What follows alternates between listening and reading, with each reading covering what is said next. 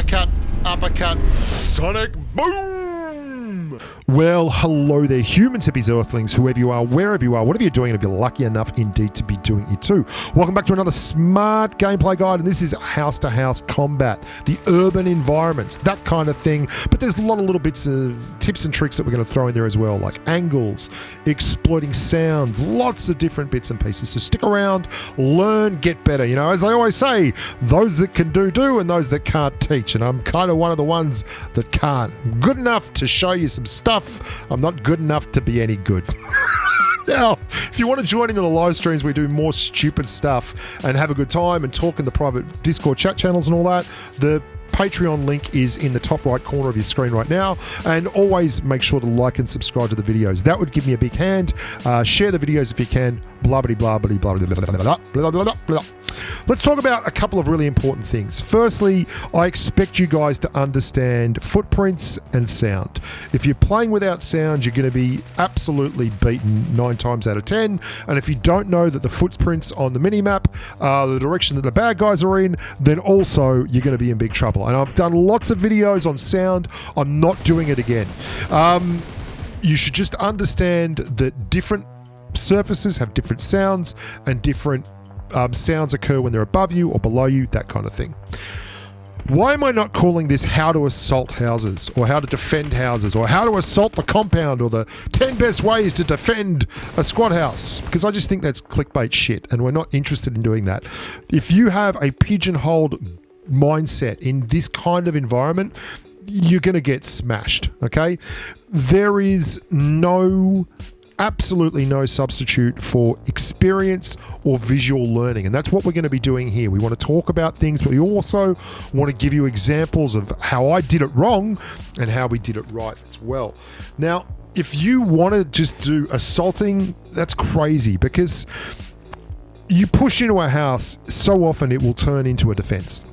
You're defending a house, so often you end up jumping off a roof and running back up a set of stairs. It's just far too flexible to call it one single thing. Now, remember, experience is key. Lots of people find something that works and then they do it again and again and again. They'll get on a roof, they'll camp a doorway. They don't move. We saw a car over here near this compound. We pushed it.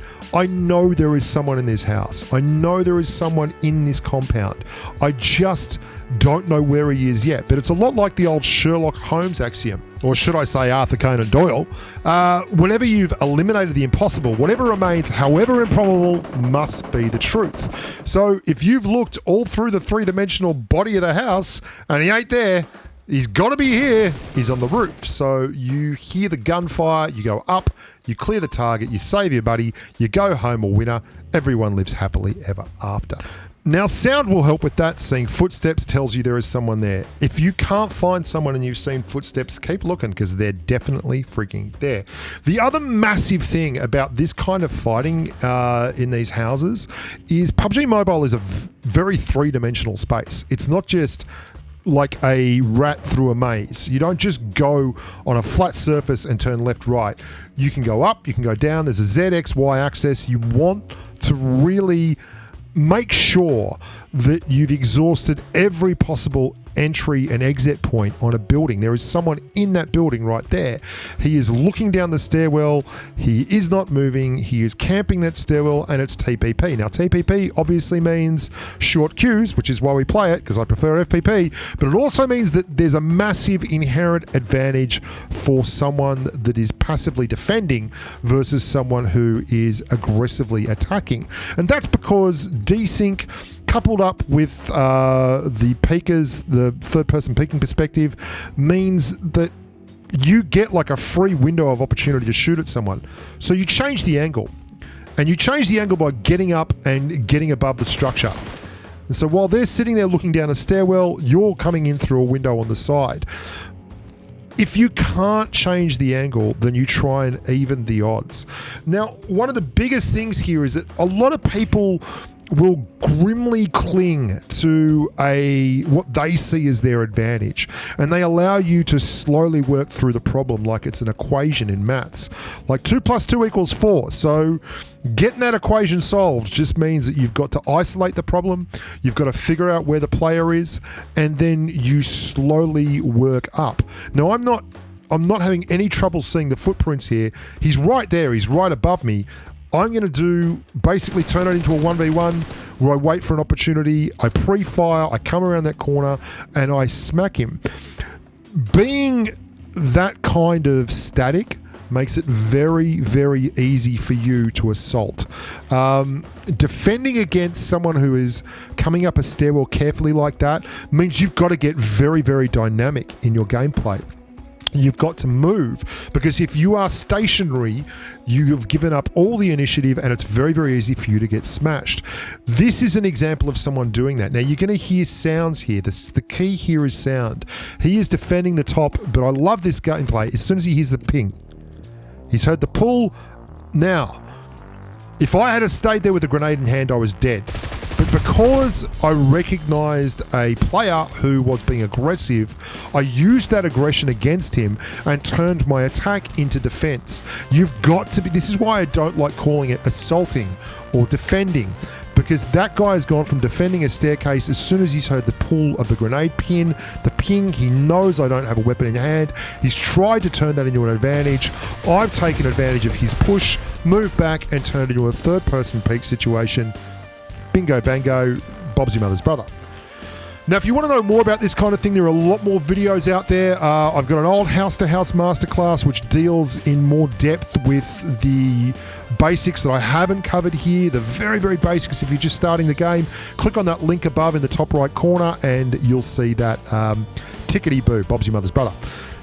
If they're not moving and you've got grenades, just throw grenades. Like, so many people make the mistake of being aggressive and going for the gunplay. Just chuck grenades. Figure out where you'd hide in the house. Always try and put yourself in the shoes of the bad guy. And more often than not, you're like, where would I hide? I reckon I'd hide here, here, or here. To show you that it's an even-handed world, I'm going to show you doing it wrong. This is me and Mr. Ouija. I'm going to slow this down. Remember how we talked about angles and changing the angles? I do none of that here. And also, we both assault through the same staircase. Like, we're not giving him different looks. Mr. Ouija isn't doing anything different. This guy comes down. I miss all the shots. Thank God this guy is reloading. I have missed him 25 times. And then Mr. Ouija comes pushing up here, and his mate, who's done the right thing and has changed the angle and is coming in behind us, just through lack of timing or whatever, has ended up. Here we go. Look at this. We're across each other on the stairs. Like... Just, that's terrible. That's absolutely terrible. That is just a direct blunt force trauma. We're just lucky that they weren't good enough to actually do anything with it. And the guy who was up there originally was on a reload, or I would have been dead, and that would have been a very, very different situation. This is what I love about PUBG Mobile. The nuance of the gameplay, breaking it down and seeing what you could have done better, but also how you're being successful. And this is so much like when you're on song, when you're playing well and you're outplaying people. I mean, in the old days, you used to call it game sense, or now it's called getting outplayed, or what, but it all accounts and amounts to the same thing. That you are basically taking strategy and putting it into place, and it's better than your opponents. We know that there was just a gunfight up here. We know that there was 2 duos fighting. I'm expecting the guys at the top were the last gun sounds that I heard, so they're the ones that lived. Okay, that's something else you need to understand, and there's little tips like that all through the game. The ones that fired last, they're generally the ones that are alive. Okay, so if you hear the shots coming from further away, the last one's fired, that means that's where your next target's more likely to be. And they've rotated down along this wall here. I'm using the M762 and the Kar98K. I can see one up the top left, but I don't want to fight him until we've cleared this one. And then we're just going to let that happen here, and he's got to come across here to try and revive his mate. That's a little bit more of a long, drawn-out gunfight that took a while to get into place. But the point I'm trying to make here is that there is a strategy and there is a time for just like 4-man versus 1 pushing and getting it done. And there is also a time to slow down, let the game come to you and figure out what's happening. Don't get pigeonholed into this whole, I'm a defender, I'm an attacker. You're none of those. You're a beautiful swan waiting to explode across the world to showcase just how fantastic and versatile your gameplay is. Basically, it's a thinking man's game, so think your way through it. Don't just try and blunt force trauma your way through things, and you'll be a lot better off for it. Thank you so much for watching the channel. Thank you so much for taking the time out of your day to watch the video.